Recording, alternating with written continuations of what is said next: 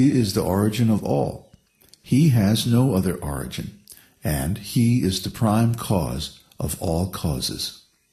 Brahma Samhita 5.1. Ishvara Parama. Ishvara means the Lord or controller. Now there are different lords, different degrees of controller. Lord means controller or proprietor. So you have got some control over your environment. I have got some control, and he has some control, or they have control. Or the president, he has some control over the whole country. Or the demigods, each one is in control of a whole planet. In this way, you'll find that different individuals have different degrees of lordship. But here it is said that Ishvara Parama, the Supreme Lord, the controller in the superlative degree, is Kṛṣṇa. There is no other Lord above him. You may be a bigger Lord or controller than me. Someone is a bigger controller than you, and somebody else is bigger than him. But when you reach Sri Kṛṣṇa by such an analytical process, you will find that nobody is greater than Kṛṣṇa, and nobody is equal to him.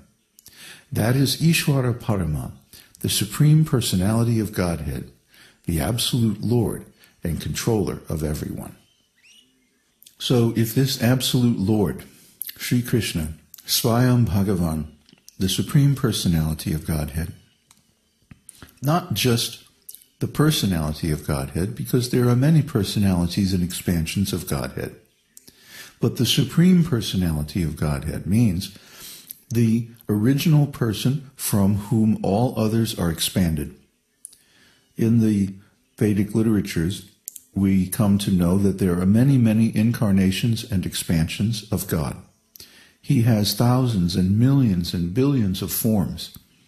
He expands in the Vaikuntha planets, and each of his expansions is the Lord of a very wonderful, beautiful planet in the spiritual world. And he expands into this material universe, and there are millions and billions of material universes. Ours is one of the smaller ones. And then he expands within that universe into the heart of every living entity, and even within each and every atom.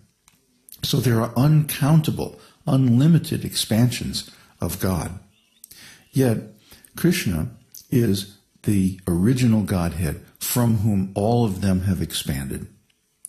And when that Kṛṣṇa comes to this planet, once in a lifetime of Brahma, he speaks Bhagavad-gītā. So this Bhagavad-gītā is spoken by the highest authority, not only in the material world, but in the spiritual world. Svayam Bhagavan, the Supreme Personality of Godhead, Sri Kṛṣṇa. Sri Kṛṣṇa's position is unique. Nobody can be a higher authority than him. He is the controller not only of the material world, but also of the spiritual world, and all of the different expansions of Godhead are coming from him. So if Kṛṣṇa says that all the individual souls are eternally individuals in the past, always individual in the present, and forever individuals in the future, well then, he ought to know. Because he accompanies each and every soul on its journey through many, many different incarnations and many, many different bodily forms as the super soul. So Kṛṣṇa expands, in other words, as the super soul within each and every individual soul. So he is the eternal companion, the eternal witness.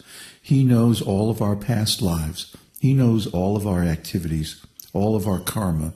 He knows all of our thoughts and feelings, all of our sensations and actions. He knows everything. So if this person who has such extreme authority and total all-pervading knowledge, if he says that all these individual souls are eternally separate persons, then he ought to know. He is the supreme authority. So when Kṛṣṇa says this, it implies a whole lot. It implies, for example, that there is never a time when we are going to merge together with him. There is never a time when we're going to lose our individuality or become somebody else. Okay? The reason that we seem to have this bodily identity is that we are in illusion. It's not our real identity. Our real identity is spiritual and eternal. And Kṛṣṇa knows that too. He not only knows who we are in eternity, he knows who we have been in every one of our past lives since we've been in this material world. So Kṛṣṇa knows each individual soul, but him no one knows. He is very mysterious. But we can know him if we chant his name, follow his instructions, accept his philosophy, and also try to serve his purposes in this world. Then he will reveal himself. He is not easy to understand. He's not easy to know, because he's so much greater than we are. But if we make this effort and follow his instructions, he will reveal himself. And here I'm speaking from experience, that if we simply chant his holy name, beginning with the Dvadasakshara mantra, Om Namo Bhagavate Vasudevaya, and then once we are initiated, we can chant the Hare Krishna Maha Mantra, Hare Krishna, Krishna Krishna, Hare Hare, Hare Ram, Ram Ram, Hare Hare.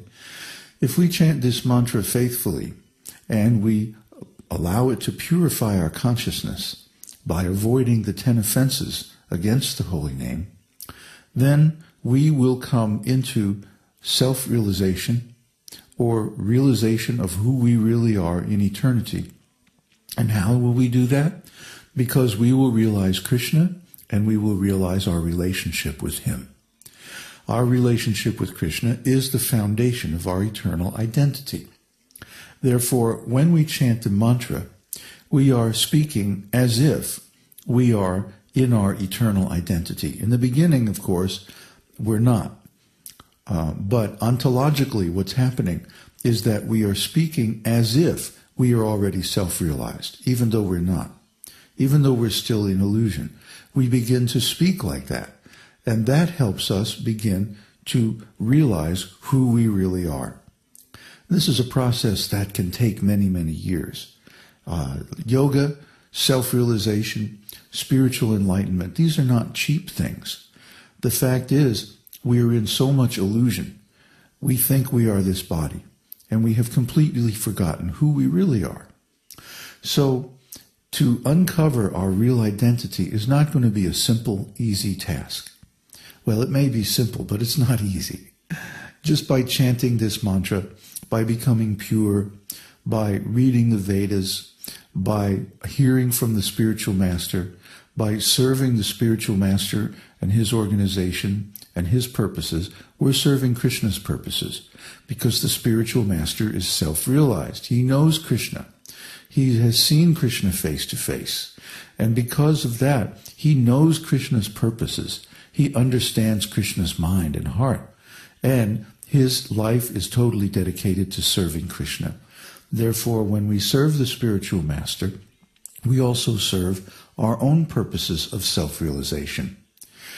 In that way, over several years, we can approach the supreme state of self-realization. And the beginning is by accepting these statements in the Bhagavad-gītā. When Kṛṣṇa says the soul is an eternal individual, then that is certainly the case. And we have no other evidence to say that it's not the case. So we have to accept it. And this is the beginning of spiritual life. But from this beginning, we will build our higher knowledge until we actually come to understand Sri Kṛṣṇa. And when we understand him, then we will also understand our perfect body.